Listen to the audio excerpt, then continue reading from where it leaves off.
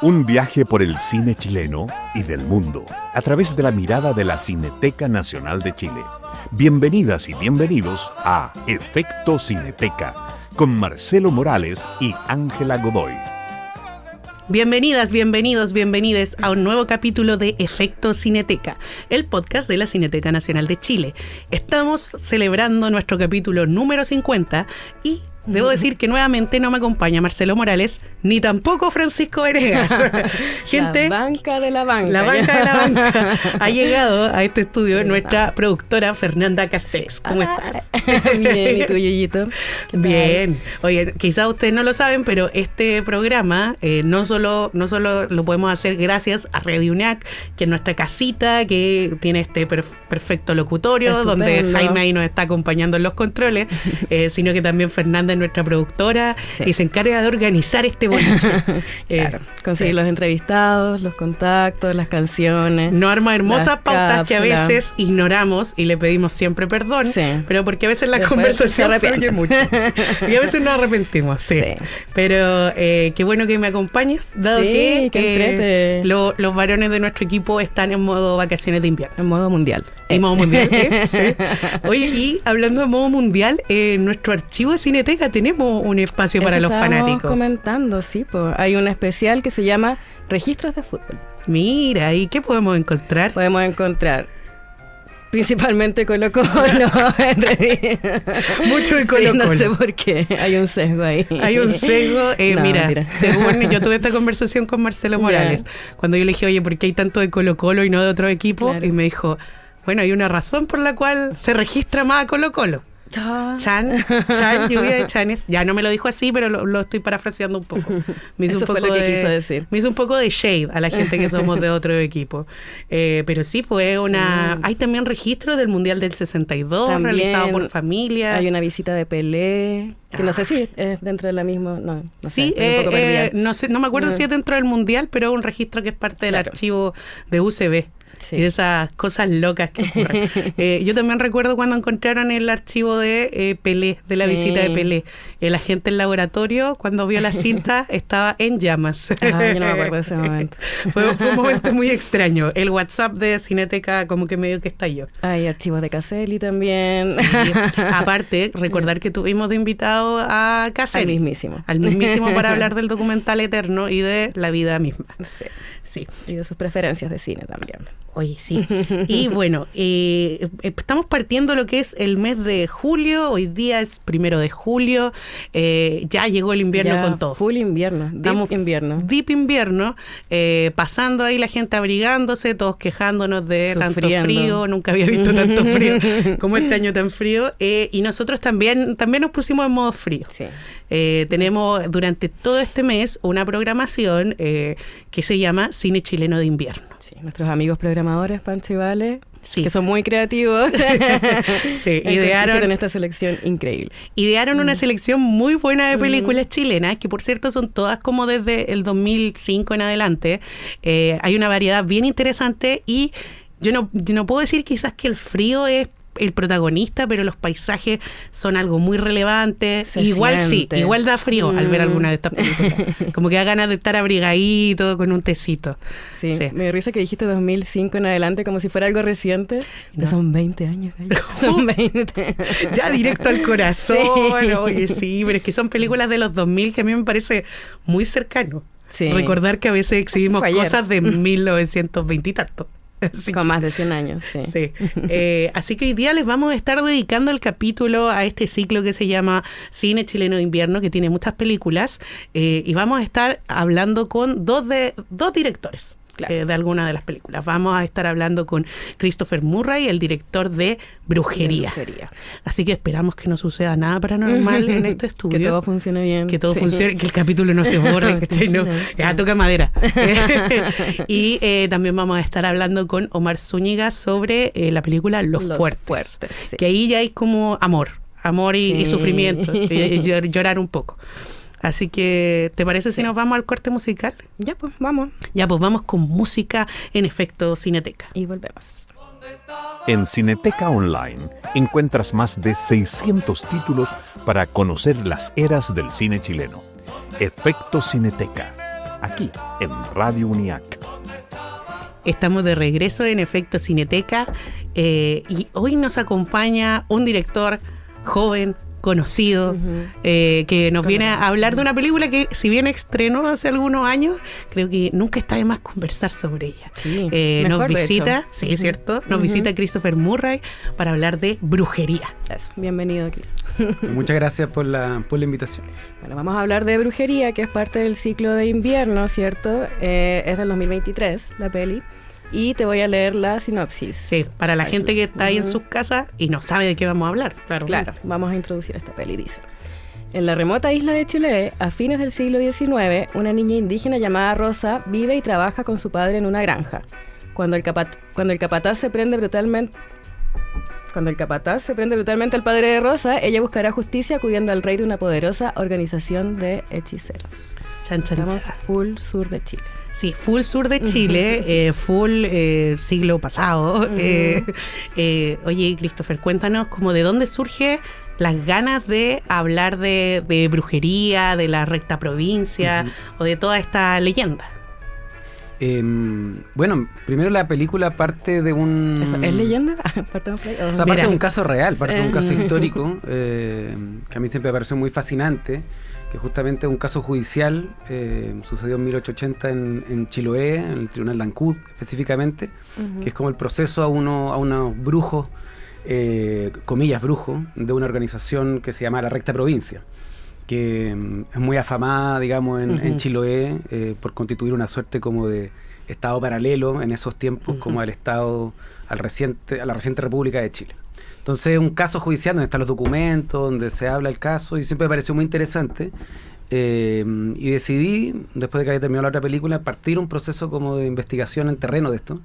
Y me empecé a dar cuenta, claro, cómo la brujería circulaba, digamos, aún por Chiloé. Me pareció como un tema muy fascinante, sobre todo porque tiene una dimensión no solamente como misteriosa, pero también política. O sea, me pareció como hacer una lectura política de un momento país a partir de la brujería como herramienta de resistencia, de relaciones, de autonomía. No sé, me pareció bien interesante, así que fue un largo proceso de investigación y escritura para llegar a la película. Y cuando dices que hiciste investigación en terreno, ¿fuiste a Chiloé a entrevistar a gente, conversar? Sí, por supuesto. No, eso fue un proceso largo y sí, pues yo creo que, o sea, al menos como a mí me cuesta mucho escribir, digamos, sin estar como bien impregnado también de lo que significa eso. También la brujería, claro, es una palabra y también es una práctica que puede sonar muy como folclórica, es algo que en el fondo, claro, uno lo aprende también desde la distancia, pero para poder narrar una película como bien desde dentro de qué significa realmente, pues me parecía muy importante eso. Y fui a Kikaví, que es como el pueblo donde son gran parte de la familia, que son los descendientes de aquellos que fueron procesados. Entonces también es como pues fue un trabajo, claro, de terreno, de ir, de entrevistar, de estar, de sentir el lugar, y a partir de eso empezar a escribir esta historia. Sí, porque igual es una peli que, a ver, yo no quiero darle spoiler a nadie, entonces, porque creo que es una película que vale la pena ir a ver sin tanto spoiler. Que empieza todo esto con el caso de la niña que ve cómo su padre es acusado injustamente de un crimen, sí, porque es el inicio. Y ella también emprende como un viaje. Entonces, como está el viaje de crecimiento de esta niña, de reencontrarse o conectarse con esta parte como bruja de ella misma, pero también, como tú dices, paralelamente estamos viendo el tema del juicio, como la tensión política, el hecho de que todavía esta parte de Chiloé no quiere integrarse a Chile, como todas esas presiones. ¿Cómo pudiste construir esas dos historias entretejiéndose? Bueno, lógicamente como el caso es un caso,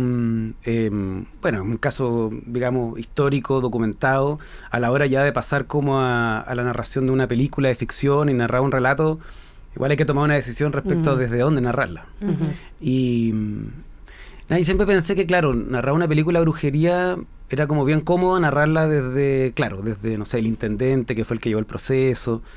Pero había algo que me incomodaba de eso, que es que era muy difícil que la brujería se pudiese entender como algo más profundo que este componente como más exotizante, como de película, comillas, de terror más clásica también, que algo que no me interesaba mucho. Entonces como que buscamos una historia que de cierta manera pudiese narrarse también desde dentro. O sea, como desde una afuera y una adentro, es decir, como que parte afuera y efectivamente es Rosa que va como a hacer justicia por su padre en esta organización de brujos y empieza un proceso de justicia consigo misma. Y eso nos permitía también, como con el equipo, narrar un relato donde uno fuera lentamente descubriendo esta brujería, pero ya no desde como algo a lo cual sentir miedo, sino también algo a lo cual abrazar y viajar con, ¿cachai? Y eso creo que nada, pues nos parecía que esta historia de Rosa como de viaje iniciático era como bien rica para poder narrar como desde ese lugar. Así que así se fue tejiendo esta historia, que efectivamente la parte de ficción está basado en casos reales de ahí, pero básicamente esa es la historia con más de ficción y que efectivamente se va trenzando con este caso real, más documentado, que le va dando una suerte como de ropaje a esta historia. Bacán.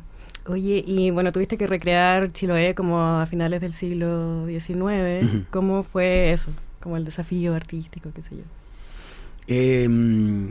Bueno, fue bien interesante porque lo primero es la recreación como de algo que sigue vigente, que es como la recreación de la atmósfera del lugar. Y efectivamente, ya que estamos hablando de invierno, el invierno era como algo como un componente necesario también para poder narrar esta historia.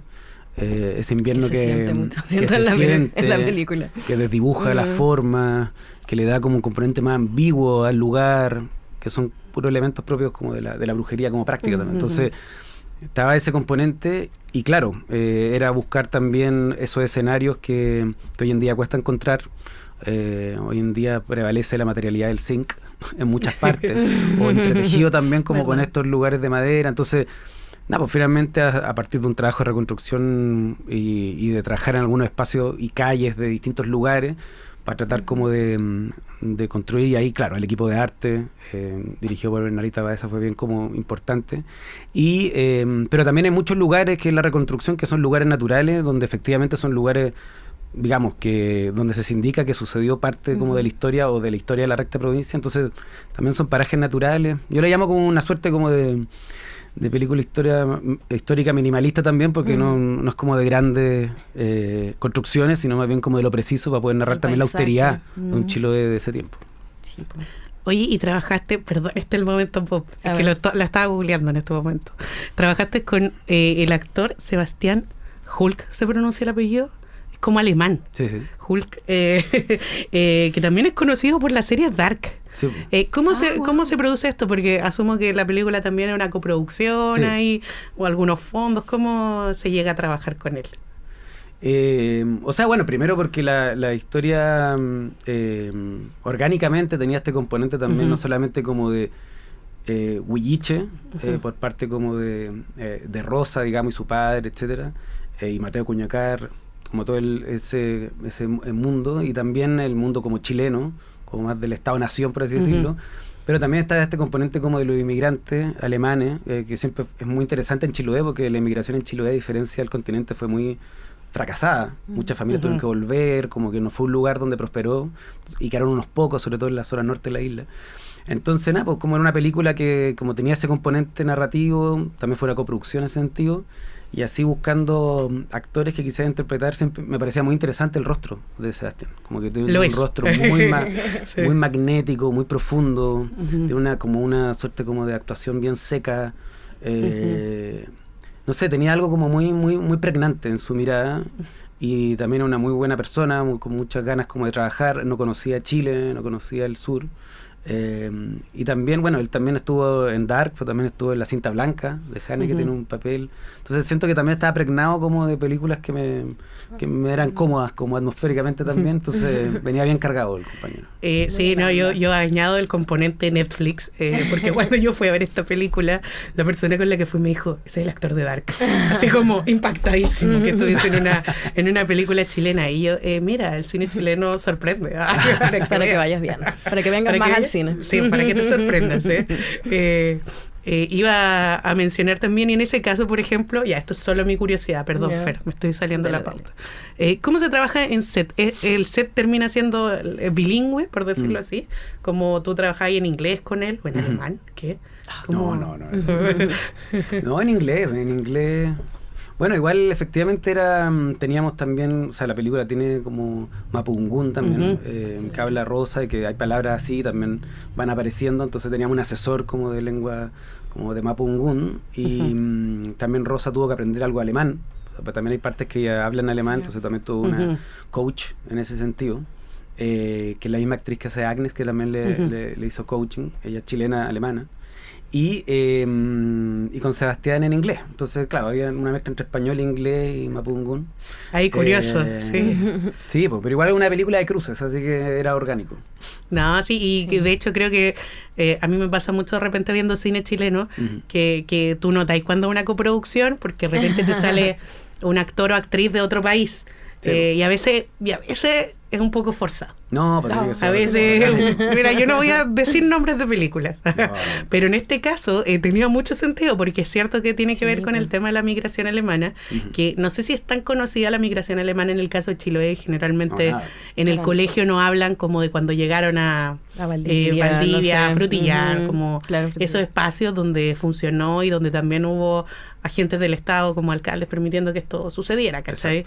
Y creo que es lo que también le da como esa capa de hablar de colonialismo, porque estamos hablando de el Estado de Chile, pero al mismo tiempo migrantes de Alemania, como no sé si financiados la palabra, pero apoyados por el Estado, en una tierra que no es de ellos. Es como, es muy extraña la mezcla. Así que funciona perfecto para la coproducción. Sí, Javi.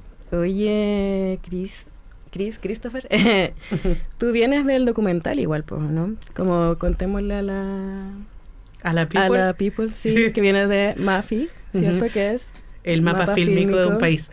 Que MAFI que educó a una generación de cineastas jóvenes, me incluyo, también, porque una nota el plano MAFI.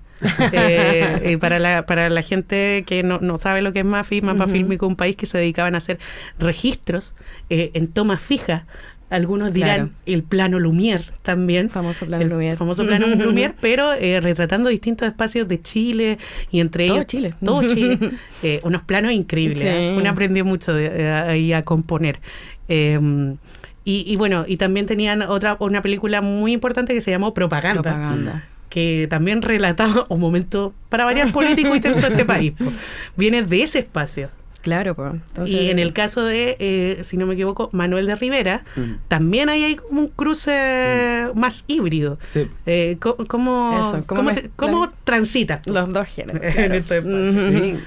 O sea, de hecho, no sabría decir si vengo del documental. De hecho, Manuel de Rivera, que es mi primera película, es más, una ficción más híbrida. Pero sí, son dos pulsiones que igual siempre he buscado tejer, que en el fondo es como...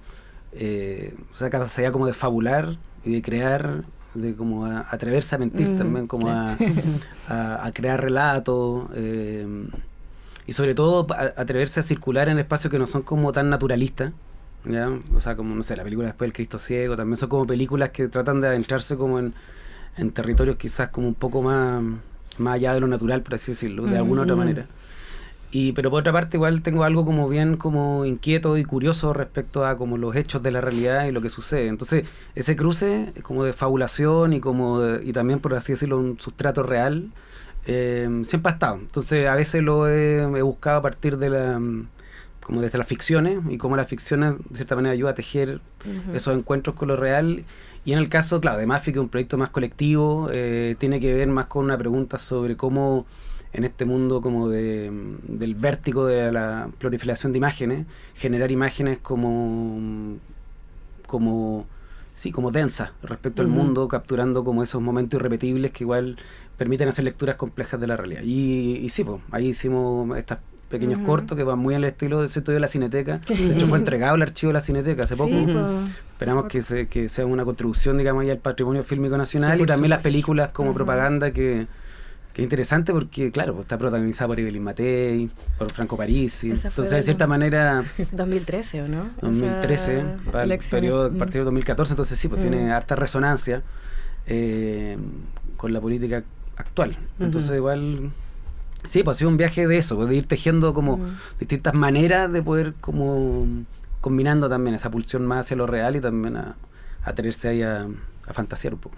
Bueno, y también mi impresión me da de que también eres de la escuela la gente que el documental también lo entendemos desde que tiene un punto de vista, que no es la verdad pura y dura, sino también es como algo que uno quiere contar, o que nos invita a preguntarnos qué es lo real. Es algo con intención. Claro, que es la gran pregunta, y que muchas veces la gente espera que el documental sea una cosa como... Bueno, sí, un hecho preciso, como más quizá un reportaje o algo más absolutista, claro. Mientras que hay documentales que se permiten como cuestionarte o mostrarte cosas que te hagan pensar exactamente qué es lo que estoy viendo. Sí. ¿Cachai? O sea, yo creo que eso es algo que en Chile tenemos muy como bien superado, siento yo. Siento que es un país de muy buenos documentalistas, ensayistas también. Y mi sensación es que, claro, como decía Grierson, como el tratamiento creativo de la realidad, o sea, como esa libertad creativa de poder trabajar con la materialidad de la realidad, pero desprovisto, digamos, del ánimo de querer retratarla o algo así, al contrario, como tratar de trabajar con ella y generar... Sí, yo siempre trato de generar más bien encuentros con la realidad más que registros de la realidad, y esos encuentros son a veces a través de la ficción, a veces a través de la composición. Lo importante es que sean encuentros significativos con ella. Pero lo bueno es que sí, Chile yo creo que tiene una carrera como muy buena superando ese problema, y por eso se hacen documentales muy como libres, siento yo, y eso es muy bonito. Sí, también tenemos varios documentales en este ciclo, solo aprovechando de recordar ¿El ciclo de invierno? Ciclo de cine de invierno, sí. Oye, yo tengo una pregunta, porque ya Brujería se estrenó el 2023. Entonces, ha pasado su tiempo ya. ¿Cómo fue la recepción de la película acá en Chile, en el extranjero, y cómo la ves tú también? O sea, como con esta distancia de tiempo. Claro.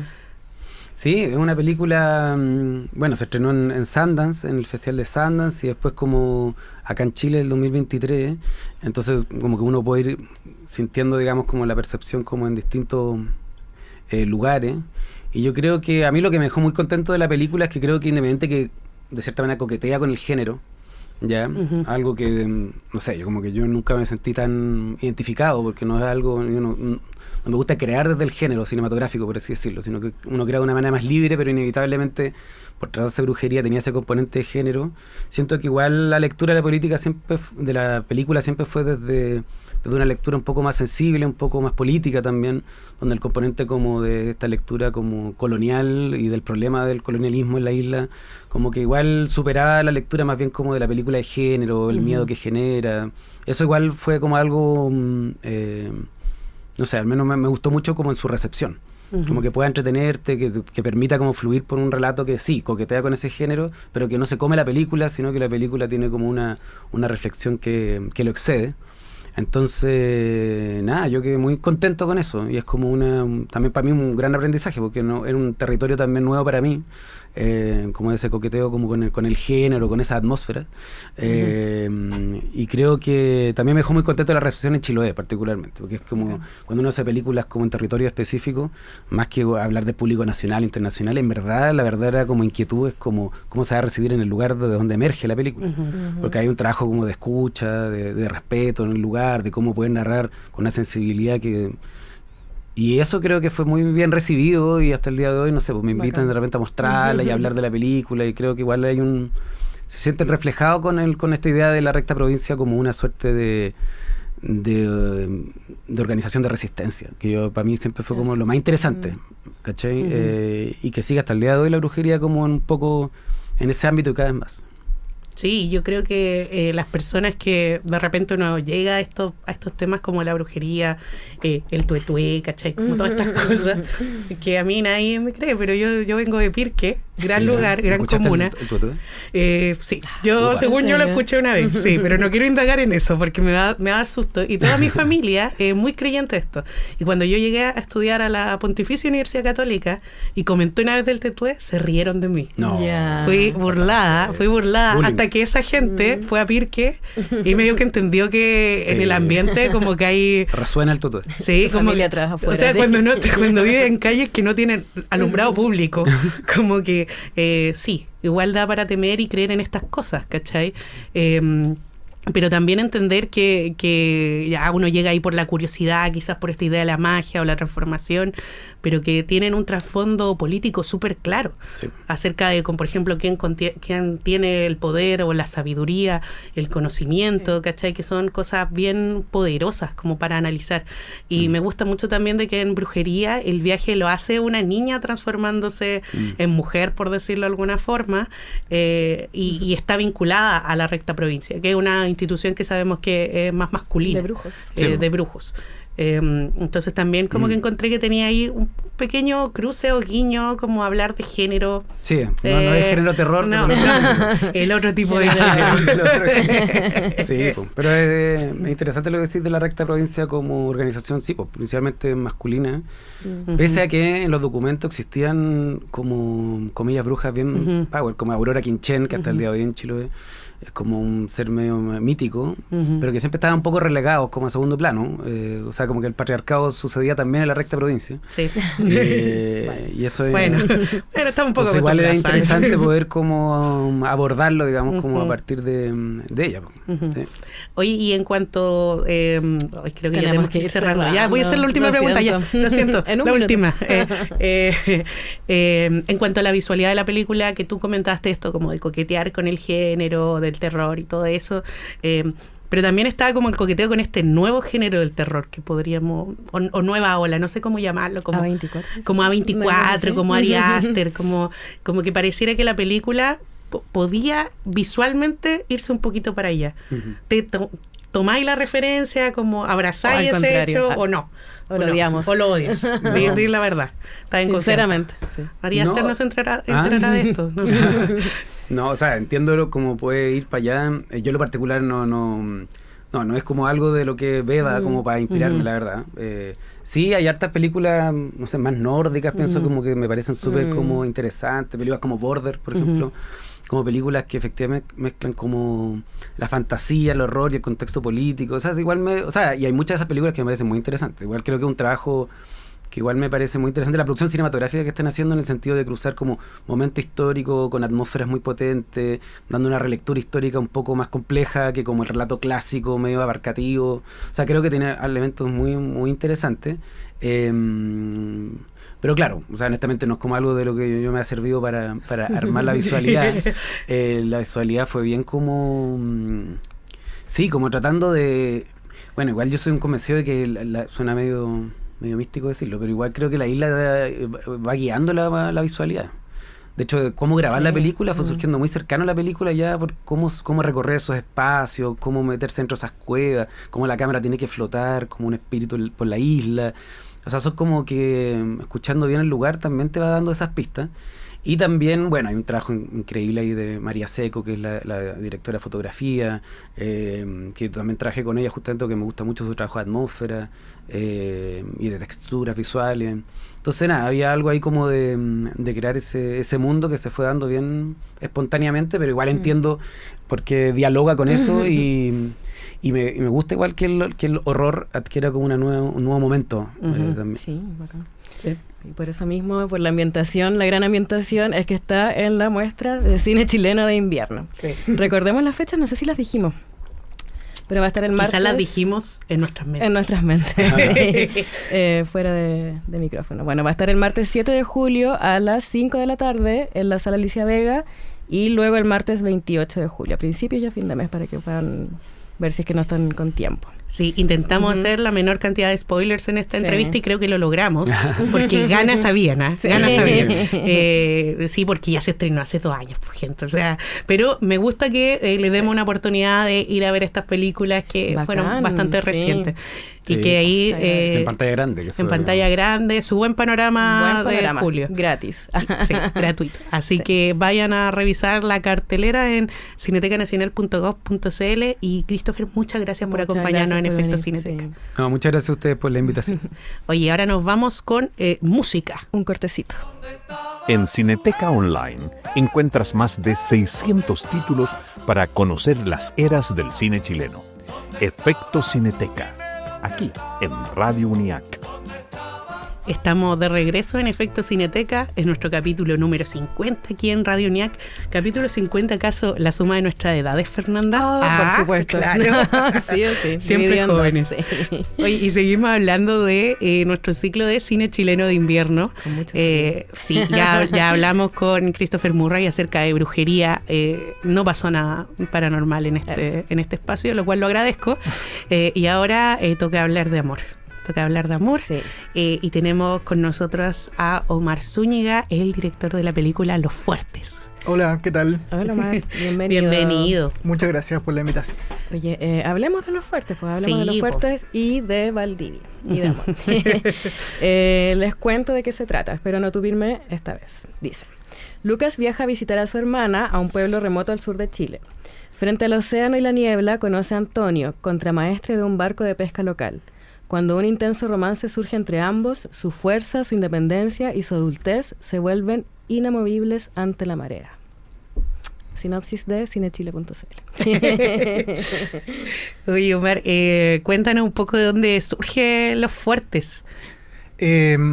Para mí la intención de hacer la película nacía de muchos lugares distintos. O sea, tenía que ver con contar una historia que estuviese conectada conmigo de una manera muy personal, con las cosas que he vivido, con las cosas que he visto alrededor mío, con un momento cultural en el país, con una serie de cosas.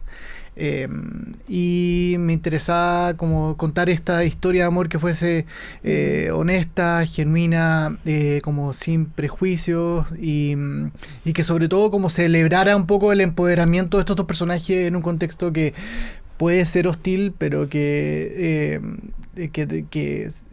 al mismo tiempo, no sé, contiene como esta fuerza, esta independencia que ellos dos tienen, de una manera que fuese como realista también, entendiendo, no sé, el Chile de hoy y que no se sintiera como artificiosa o demasiado lejana a lo que puede suceder en la realidad. Oye, y viene de un cortometraje originalmente. Sí, o sea, a principio del proyecto comenzamos como a trabajar un poco la idea de estos personajes, filmamos un cortometraje inspirado en ellos, que tuvo como una buena circulación y eso yo creo nos permitió como poder avanzar con esta película que siempre quisimos hacer desde el inicio, igual.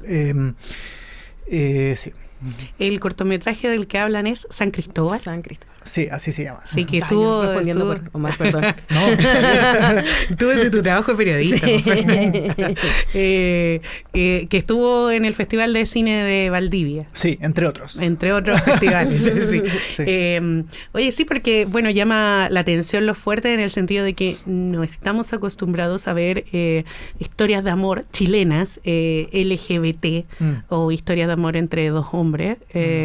Y Los Fuertes no solo tiene eso, sino que también ahí tiene como todo el rollo de la carga social, de también que no sucede como en la urbe, sino que sucede en Niebla, cerca de Valdivia, gran lugar también para... Sí, hermoso. Y es hermoso y tiene como... Hay dos personajes también conflictuados por su propia historia personal.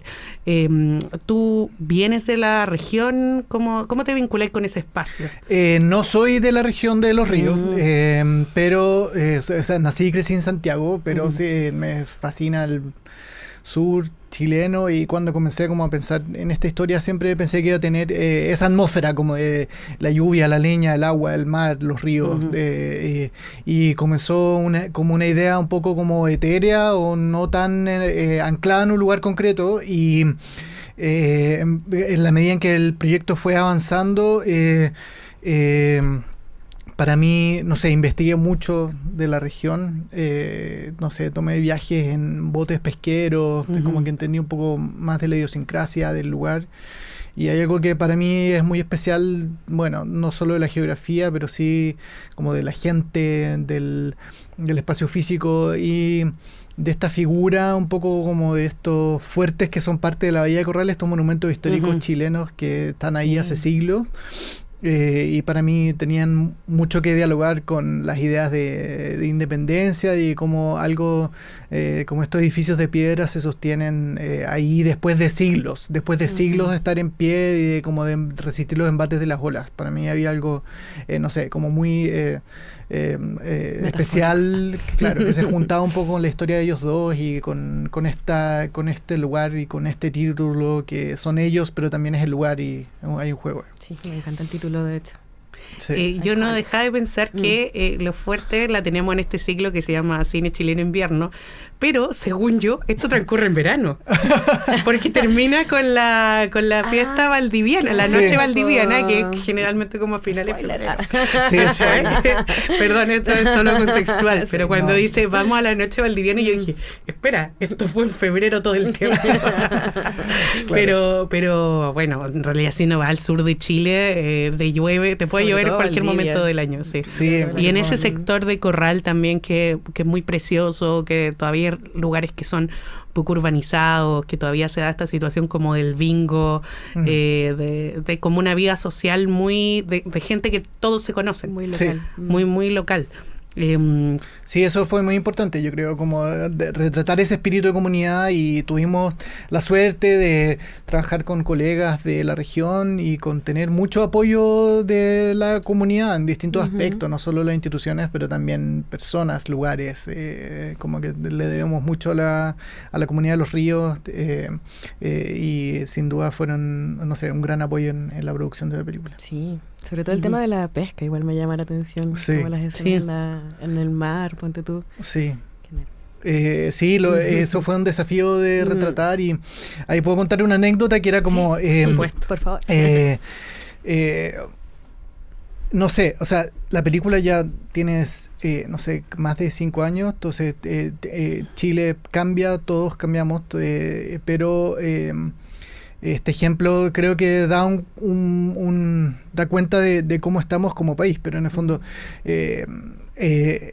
teníamos que hacer, claro, toda esta secuencia, esta ficción del mar, de este personaje, de este lugar, y para nosotros era muy importante, para mí, poder hacerlo con personas que efectivamente se dedicaran a eso, que tú los ves en esta película, los que están en ese barco son personas que trabajan en ese barco, ese es su barco en el que trabajan, o sea, son personas que nos abrieron las puertas, de las que estamos muy agradecidos, y para eso, no sé,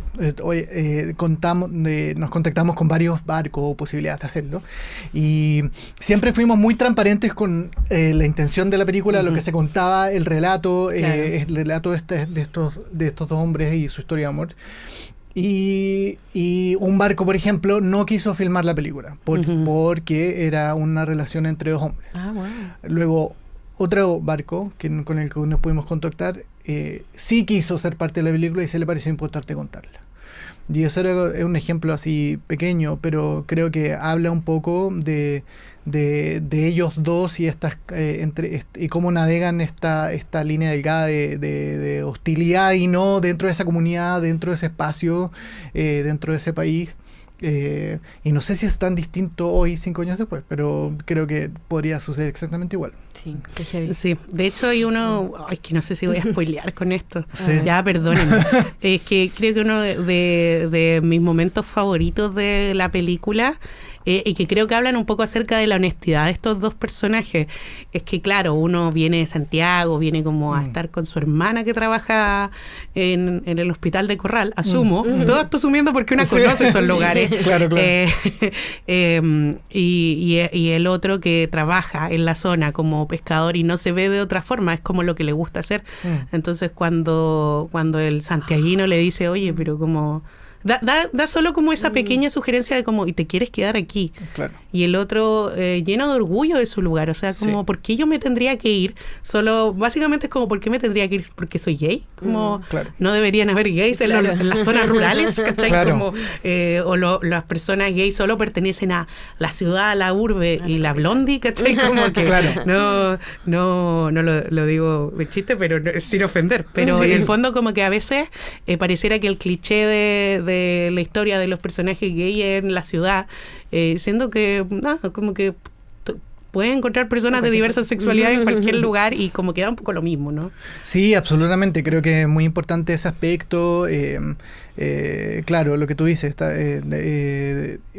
la sexualidad queer está mucho más allá de la urbe, se vive de maneras distintas. Creo que una de las cosas que ha sido muy gratificantes personalmente para mí con la película es escuchar muchas de esas historias, mucha gente que nos contacta con no sé, sintiéndose reconocidos y empoderados por la película, y para mí eso es inmensamente valioso. Cuando yo estaba escribiendo y investigando, conocí a una persona que era como Antonio, como un contramaestre de un barco local que estaba fuera del closet, y cómo navegaba esa tensión dentro de su barco, y no sé, conocerlo a él para mí fue muy importante, pero fue loco porque yo comencé a escribir años antes de ese encuentro. Entonces de repente eres como, esta persona que está en mi imaginación, hay un ejemplo y pueden haber otros ejemplos como ese. Entonces creo que es importante, sí, sin duda me gusta esa idea de poner el ojo en otros espacios que no son los de la ciudad necesariamente para esa película. Y que claramente, o sea, como que el destino de todos puede ser el que una quiera, ¿cachai? Como que pensaba en lo doloroso que es tener que irte del lugar al que tú sientes que perteneces solo porque saliste del closet, ¿cachai? Claro, como que creo que Lo Fuerte no es una película acerca de salir del closet, sino que es una película acerca de el amor entre ellos dos, pero también sin querer igual está esta tensión problemática de dónde voy, de dónde pertenezco, ¿cachai? Y cómo también tu identidad sexual está vinculada al lugar donde estáis, ¿cachai? Como... Sí, absolutamente. Me interesaba mucho de ese personaje, como defender ese espacio de independencia, ese espacio de autonomía, ese espacio de dignidad. Creo que es como muy fácil para nosotros que venimos de ciudades grandes, como ser paternalistas con la vida que otros llevan, y en realidad hay muchas vidas llevadas que, no sé, merecen celebración y dignidad, y que pueden ser muy distintas a las que uno imagina. Entonces, no sé, me interesaba mucho esa idea de defender del arraigo ese espacio, una tradición familiar, cultural, de un lugar, del amor a ese lugar, y cómo celebrar ese. Y finalmente, claro, hay alguien que decide quedarse en ese lado del río también, porque defiende un poco ese lugar. Oye, y hablemos un poco acerca de la parte de representación histórica de Corral. Sí. Que me encanta ese momento, porque turisteando también en el sur de Chile, yo sí he visto esa representación, entonces la encontré muy curiosa la primera vez que la vi, muy entretenida también. Sí. Pero era curioso porque, claro, tú te das cuenta que era la misma gente que vivía ahí, haciendo como esos papeles, esas coreografías, y representando un momento de la historia de Chile que no es tan parte de los libros de historia, por decirlo así. Claro. Pero qué buena manera de aprender historia. Claro. Sí, para mí, claro, tenía que ver con el orgullo de una comunidad por el lugar en el que está, y también tenía que ver mucho con esto de la independencia, como uno ejerce su propia independencia, como uno la gana, como uno la, no sé, impone o la proyecta hacia el resto, qué espacios de independencia tiene uno. Y claro, esta recreación que vemos en la película, que es una parte importante de la película, es algo que es recurrente en la bahía de Corral. Los hombres que la hacen son habitantes de pueblos del sector, y con ellos filmamos también. Entonces creo que hay algo especial en ese orgullo de una comunidad o de un lugar. Sí. Bacán. Oye, ¿sabes que me dejaste en shock con el tema de la perspectiva de que esta peli se hizo como el 2019, se estrenó en el 2019, una cosa así? Como otro Chile. Era otro Chile. Pre-estallido, pre-pandemia. ¿Cómo ves la pre-ensayos peli constitucionales. ahora, después de todo eso? Bien, o sea, no sé, creo que lo mencioné de alguna manera, pero para mí ha sido muy especial y gratificante personalmente recibir continuamente a través de los años mensajes del valor y impacto que tienen las personas. Para mí eso es lo más importante, y creo que sigue ocupando un espacio en el público, y eso me tiene como muy contento, y espero que, no sé, pueda seguir mostrándose a lo largo de los años, y que sea como un documento, un momento en el tiempo también. No sé si nuestro país va a ser el mismo en 15 años más, qué otros debates va a encontrar, o la generación, no sé, me pregunto eso, como que qué va a pasar con otras juventudes LGBT en el futuro, qué dilemas encontrarán, qué hostilidades o familiaridades encontrarán, como que siento que lo mencioné de alguna manera recién, pero no creo que estemos en un lugar tanto más evolucionado que ese momento. Me suena que estamos como medio congelados en un lugar muy similar. Entonces, cómo se avanza, hacia dónde se avanza, etcétera. Oye, y para ir cerrando esta entrevista, yo voy a preguntar la última salida de pauta del día. La abuelita de Antonio. Sí. ¿De dónde sale esa señora? Gran personaje. Ella se llama Gabriela Fernández, querida actriz. Ella nunca había actuado en audiovisual y nosotros hicimos un casting en la región como equipo y la encontramos y me pareció, no sé, genial, sensible. Y que aportaba como mucha riqueza a ese personaje, a sus experiencias de vida.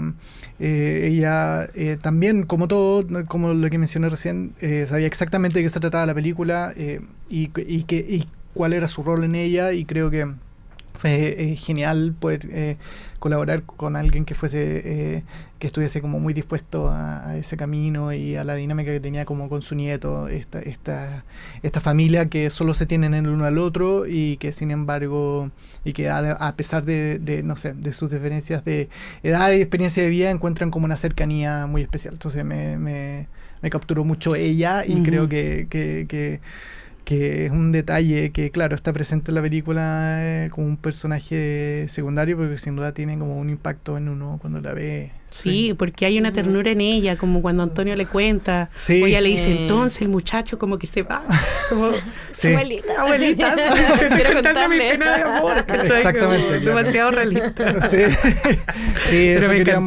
queríamos como muy inspirar esa relación entre ellos. Sí, pues, así que si quieren ir a vivir una historia de amor, pero preparen pañuelo igual. Yo lo dije. Todos invitados. Sí, ¿cuándo podemos verla? Entonces, este viernes 3 de julio a las 5 de la tarde en la Sala Alicia Vega, y después a fin de mes, el viernes 24 a las 19 horas. Así que ya saben, reserven su ticket en cinetecanacional.gov.cl y si están viendo este capítulo y todavía no ven la película, ojalá que lo hayamos convencido de ir a verla. Sí. O si ya la vieron, nos pueden comentar también qué les pareció aquí. Y eso, pues muchas gracias, Omar, por acompañarnos. Omar. Muchas gracias a ustedes por la invitación y los dejamos a todos invitados a ver la película. Eso. Bueno, y nos vamos con el último corte musical. Último cortecito y volvemos. Y volvemos en Efecto Cineteca. En Cineteca Online encuentras más de 600 títulos para conocer las eras del cine chileno. Efecto Cineteca, aquí en Radio UNIAC. Estamos de regreso en Efecto Cineteca. Oye, Fer, qué buena entrevista. Sí. Muy entrete, me encantó. Me dan ganas de ir a ver ambas películas y todas las otras que son parte del ciclo. Sí. Oye, porque este ciclo tiene muchas películas y va a estar durante todo el mes en la Sala Alicia Vega. ¿Ya? Así que vamos a nombrarle algunos títulos a ver si no pueden ir a ver Los Fuertes o Brujería, quizá hay otra película que les tinque. Porque, por ejemplo, tenemos Sincronía, que transcurre en la historia de una mujer que sobrevivió al tsunami. Wow. Porque gente nadadora que bucea como no sé cómo se dice cuando uno bucea sin... No sé. Sin tanque de oxígeno, ese nivel.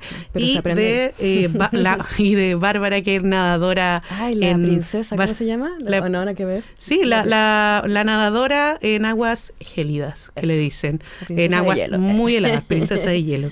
Y la relación de estas mujeres con el agua, así que para gente que es buena para nadar en el agua muy, muy helada. Tenemos Blanco en Blanco, que es de Theo Kurt. Sí. Y protagonizada por Alfredo Castro, también nos lleva otra más de época, junto con Brujería. Junto con Brujería también es una película de época, nos lleva a este momento de previo al genocidio, Segnam, a conocer lo que pasa con estos latifundios en Tierra del Fuego. Con Alfredo Castro. Le sigue. Sí, La nave del olvido. También muy buena peli. Un amor. Mira, también tenemos cine LGBT. Sí. Porque es una historia de amor de dos mujeres mayores. Eso creo que me gusta, como sí. son mujeres y además son mayores. Claro. Protagonizado por la increíble Rosa Ramírez. Ay, sí. Entonces, por favor, ¿por qué no ir a verla? Un gustito. Como ya les mencionamos, tenemos Los Fuertes, también los nuestro fuertes. momento LGBT. Y durante el día sábado tenemos una función extendida de la película de Alberto Fuguet, Invierno. Y puedes ver la parte 1, la parte 2 y la parte 3 el mismo día sábado. A las 3, a las 5 y a las 7. Así Muy que ahí también, si quieren conocer esta obra... ahí nos vemos todo el día. Sí, y a ver, si no pueden ir, Invierno también está disponible en la Cineteca Online, por si acaso, Tenemos también, de esa. seguimos acerca de brujería, también tenemos aquí, espera, está cargando, El cielo, la tierra y la lluvia, que es de nuestro estimadísimo amigo José Luis Torres Leiva. Amamos. Yo digo muy barsamente amigo Sí. de Efecto Cinética, porque ha venido a nuestro programa a hablar con nosotros. Yo digo de la Cineteca igual. Sí, que realmente una persona que sabe capturar como la atmósfera y lo que sucede. La intimidad. La intimidad, sí. La intimidad. También tenemos aquí El hombre del futuro, Wow. que es protagonizada por Antonia Giesen y por... José Sosa. José Sosa, sí. Lo estaba mirando y decía, ¡ay, sí, yo conozco a este actor! Y aquí nos trasladamos a Billy O'Higgins, ¿no? Sí, mira, Cacha, esto es recorrer Chile Sí. con películas. Finalmente le siguen Notas para una película de Ignacio Agüero, que también es un documental. Este es un docu, sí. Sí, este es un documental que nos traslada nuevamente también a inicios del siglo XIX, por la zona de la Araucanía. Sí.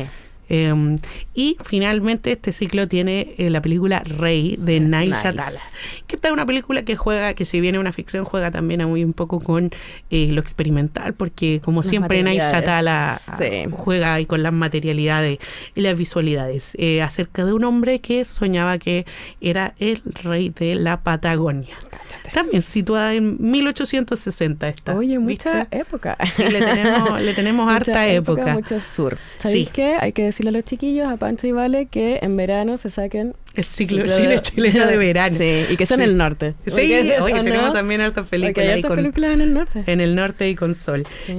Sí, pues, pero estas películas están ideales ahí para pasar el mes, para ir a verlas y después ir a Sí. tomarse ahí algún cafecito en el centro. Un completito. O un completito con té. Sí, una sopaipilla. No, ideal. Todo ideal. Tremendo panorama. Tremendo panorama, así que ya saben, están invitados a revisar la programación en cinetecanacional.gov.cl, a reservar sus tickets, a utilizarlos. A utilizarlos. Sí, por favor. Y recuerden que nos pueden escribir a nuestras redes sociales. Estamos en Facebook, Instagram, X, TikTok y también en YouTube. Suscríbanse a este canal, suscríbanse a Spotify también. Apáñennos. Estamos subiendo ahí todos los capítulos de Efecto Cineteca. Activen las campanitas y todas esas cosas que dicen las personas influencers. Los que crean contenido. Así es. Los contes. Así que muchas gracias, Fer, por acompañarme en este capítulo gracias 50. a ti por invitarme a tu casita. Sí, ahí.